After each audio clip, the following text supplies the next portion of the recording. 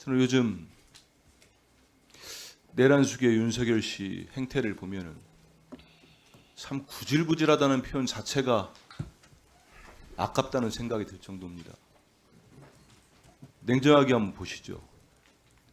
일전에 제가 말씀드렸습니다만 왜 저런 행태를 보이고 있겠습니까?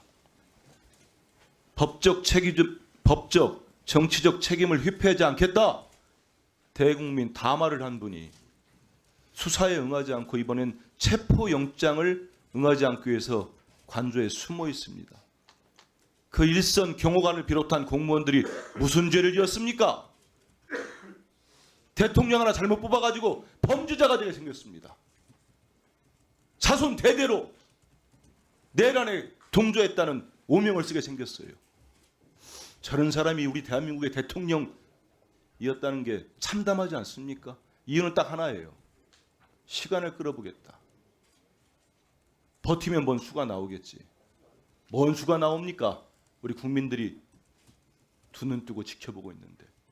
그리고 자꾸 국힘당이 일부 보수 매체와 단체들이 무슨 호재를 만난 양 떠들어대고 있는데 내란죄 뺀 거 아닙니다. 내란행위 심판합니다. 제가 알아듣기 쉽게 예를 하나 들어드릴게요. 한 회사가 있었어요. 회사원이 그 회사에 불을 질러버렸습니다.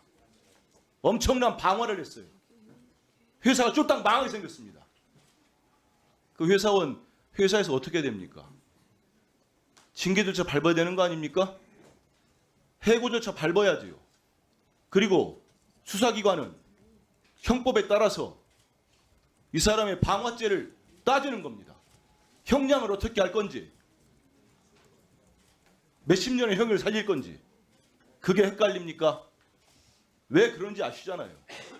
헌재에서 그 제목을 정리한다고 하니까 벌떼처럼 일어납니다. 윤석열 측부터 해서. 이유는 딱 하나입니다. 시간 끌어보려고 했던 전략이 지연 전략이 실패로 돌아가니까 그런 겁니다. 6개월 끌어보고 4월 18일 넘기면 그 알량한 대통령이 임명한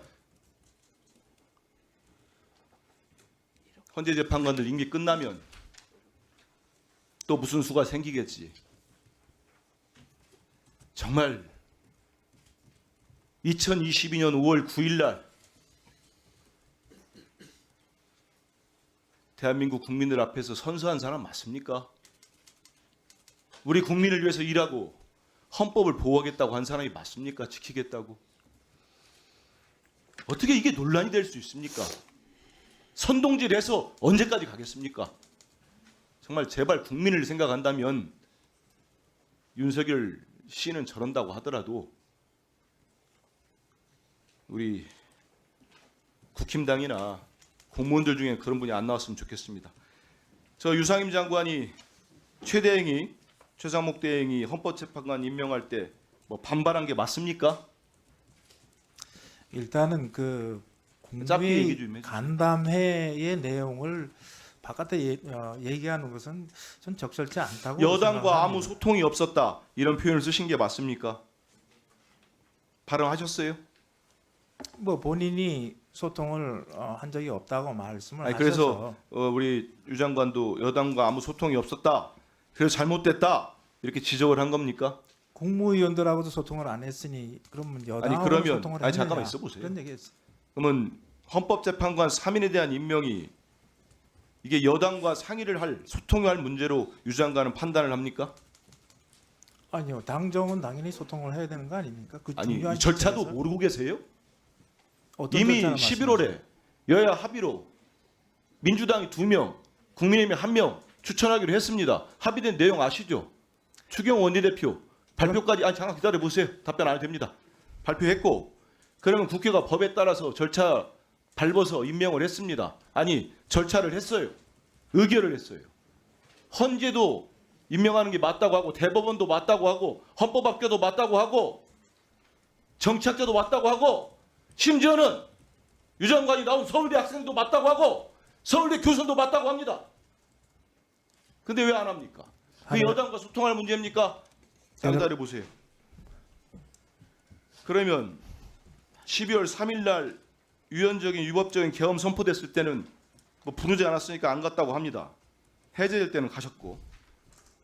그러면은 그때 이런 비상계엄을 한다고 불렀으면 가서 뭔 얘기했을 것 같습니까? 그때는 야당과 아무 소통이 없었으니까 반대했다고 얘기했겠습니까? 그 얘기했었을 것 같아요. 말씀해 보세요. 그거는. 질문이 쏙 적절하다는 생각이 안 듭니다. 제가 잠깐만요. 대답할 필요는 그 시간 좀 없겠습니다. 멈춰 주십시오. 질문이 적절하고 안 적절한 거를 장관이 판단합니까? 아, 우리 그러면 국민이 판단하지요. 좀 기다려 보세요. 소리 지르지 마세요.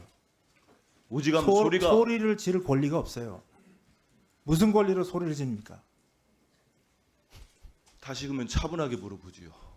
12월 3일 날 자, 돌리세요. 비상계엄과 위헌적인 계엄이 선포된다고 윤석열 씨가 장관들 불러놓고 얘기할 때 유 장관한테 말을 하고 있을 때 그럼 유 장관은 야당하고 소통이 없었으니까 이런 계엄을 하면 안 됩니다. 이렇게 얘기할 자신 있었습니까? 아니면 돌이켜보면 불렀으면은 그 얘기를 했었을 것 같습니까? 이게 부적절한 질입니까? 그러니까 지금 질의하시는 내용이 제가 아니, 그때 그러니까 이게 어떤 생각을 부적절합니까? 했느냐를 여쭙는 아니 거예요. 제가 왜 물어보냐면 제 얘기도 장관께서 들어보세요. 헌법재판관 최상목 대행이 임명했을 때 이 간담회에서 여당과 아무 소통이 없었으니까 적절하지 않다고 반발을 하셨다면서요. 이 같은 논리라면은 내가 물어볼 수 있는 거 아닙니까? 제가 얘기를 할 기회를 주셔야죠. 얘기해 보세요.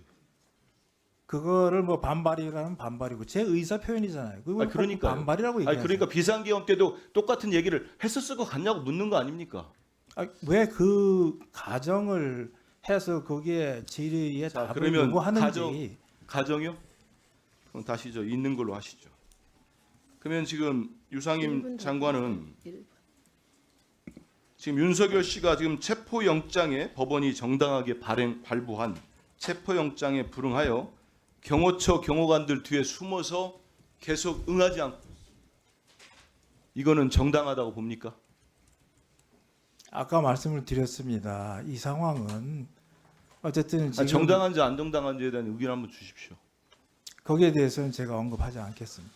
그렇게 선택적으로 제가 목소리를 높인 거에 대한 지적을 하기 전에 일국의 장관이라면 거기에 대한 여기에 대해서 헌법재판관 임명에 대해 이렇게 당당하게 의견을 낼 정도라면 이런 거에 대해서도 의견을 내야 됩니다. 국무위원이시기 때문에 내 목소리 톤이 높아지는 거에 대해서 지적을 하시기 전에 대한민국의 국무위원으로서 좀 당당해지십시오.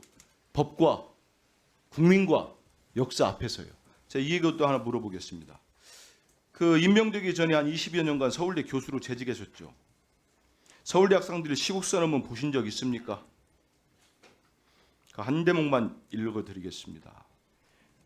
윤석열의 비상계엄 선포에 대해서 이렇게 얘기합니다. 대한민국의 자유민주적 헌정 질서를 짓밟는 행위이 분명하고 한 10초만 더 1분 드렸죠. 1분 더 드렸습니다. 예. 대한민국의 자유민주적 이분이 들어오지 않은 것 같습니다. 1분 더 드렸어요, 이미. 이미 들었. 1분 드렸죠. 예. 알겠습니다. 그러면 이건 제가 그냥 육성으로 읽겠습니다. 서울대 제자들이 한 얘기니까 좀 들어보십시오. 윤석열의 비상계엄 선포는 대한민국의 자유민주적 헌정 질서를 짓밟는 행위 분명하며 정파적 갈등을 떠나 국민의 대의기관인 국회를 종북 반국가 세력으로 전락시키고 국가기관의 의결을 교란으로 일축하는 부당한 처사다. 네. 이정헌 스픽스가 말하는 언론입니다. 대세는 유튜브, 그중에서 스픽스. 좋아요, 댓글, 구독, 알림 설정. 여러분이 저희를 사랑해 주시고 우리가 여러분을 사랑하는 4가지 방법입니다.